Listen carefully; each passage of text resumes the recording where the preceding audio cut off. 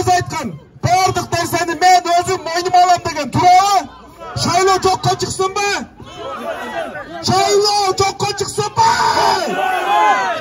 Мына біз үшін нәрсені ғана тұрабыт етеміз. Бірден келіп, екіден сөйлешіп, анан кейін біреу айтып тұрып, сілердің партияларға 2% қошпай алса, бұдан бәрі жетелешіп кетіп қалғанды тоқтатайлы. Сатылмағына. Қошаматшылықты тоқтатқа. Ассалаумалейкум. Мен Али Тоқтақұлов, Атамекен партиясынан талапкер. Biz жөнеле қиқырғаны келген жоқпыз бұл жерге. Biz жөнеле қиқырғаны келген жоқпыз бұл жерге. Біздің айта тұрған жүйеміз бар. Біздің айта тұрған жүйеміз бар. Біздің айта тұрған жүйеміз мұндай. Мына жеке өзім жөнінде айтып кетейін. 20 мыңдан кем емес адам менен biz жеке сөйлескенбіз. Biz WhatsApp номерімізді таратқанда 20 мыңдан кем емес адам қайырылып, алардың басымдысы, демек жарымнан көбі бізге доғыш берерін, үйбіреуіс менен доғыш берерін тағай шыққан, жеке маға. Андан тышқары осылар доғыш беріп шықтық, мұндай қылдық, үйбіреуіс менен бердік деп салып атышты, жазып атышты. Мен ішенем, мен деген маға бейтаныш адамдар мені емдеге алдамағылы. Анан жиынтықты қарасақ, кечінде 2717 деген доғыштың суретін тартып тұрмаға. Бұл түнгі сағат 12-ге жақындағы уақыт болчу. Анан таңқы 4:30-да қарасақ, менің доғышым 2600-ге чейін азайып түшіпті. Бұл жанағы сағат 8:30-дағы фальсификациядан кейін, система сбой бергенден кейінки болып атқан нәрселер. Көрдіңдер ме? Бұлар таң атқыча арғандай суретті тартып, арғандай қылып өзгертіп атат. Бұл туралы мен дәлелді факты менен видеоға тартып, интернетке жарияладым. Менден башқадағы қаншалаған адамдың доғышын ушинтип ары бери өзгертіп атат. Анан ушинтип видео жариялағандан кейін анча-мынча қайра қосып ушинтип көбөйтүп атышат да. Анан бұл жөн эле компьютердик ойын болып қалды. Бұл таза шайлоо емес, бұл таза есептөө емес.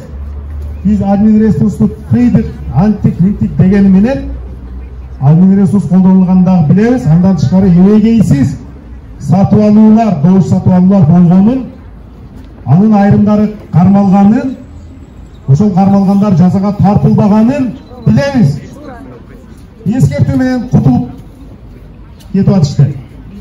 Добуш сатып алып, адамдардын эркин акча менен майтаргандар бұл жаққа өтпеш керек эле.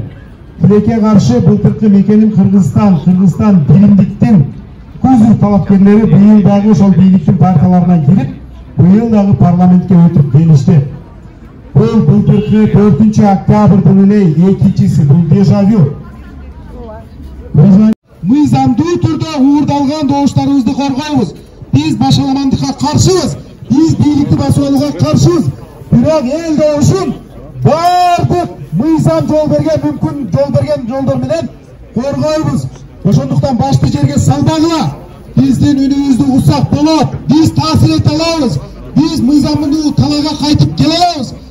Бардыгыңарга айтам, ошон үчүн урматтуу эл жур, өз пикириңерди билдиргиле. Өз добушуңарды өзүңөр коргоп калгыла. Бизге жардам бергиле. Биз азыр ушуну менен тарайбыз туугандар. Баарыңыздарга чоң рахмат. Bir mamlakatdan kim maksat kıla koyacak, özünü taraftar.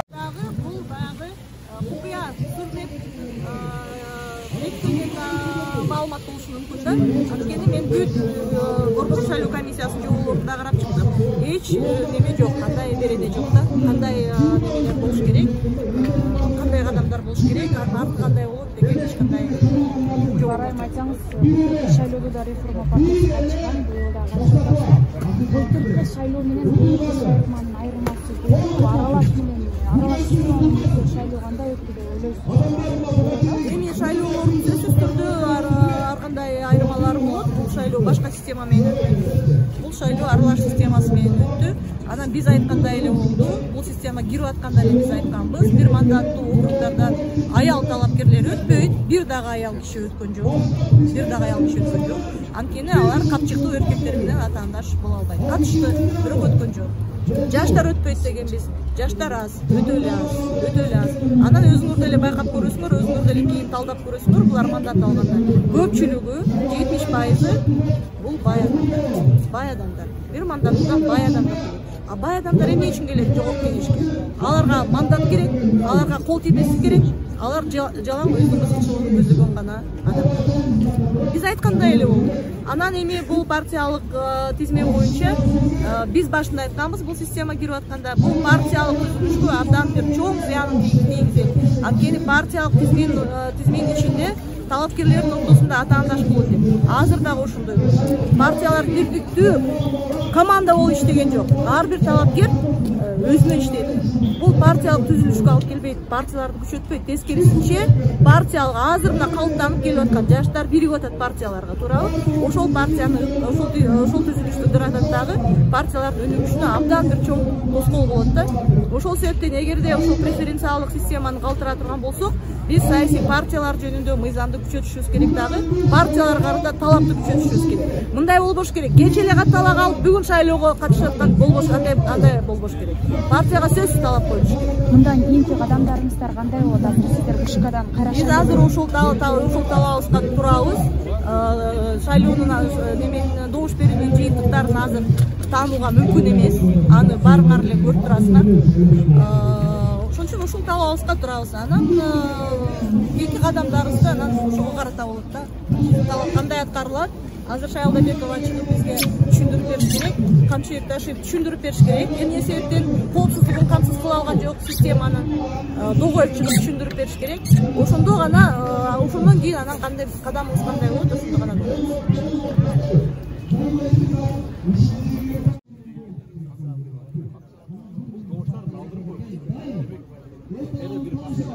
Ышкан имаратында шайлоо жыйынтыгын тааныбагандар нааразычылык акциясын уюштурууда.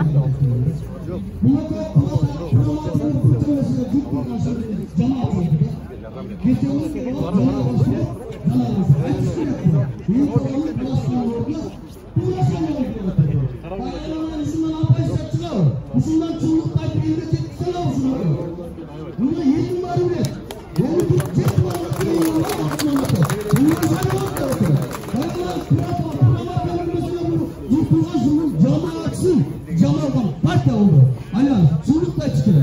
Biz korkma üstünde. Korkma ketmeyiz kalınız şaylodan çığlıkla etkenler. Çok rahmet isterim. Evet. Принять другую окраску. Мы сюда пришли политические лидеры. А следующий нам нужен мир. Эл чындыкты билсин.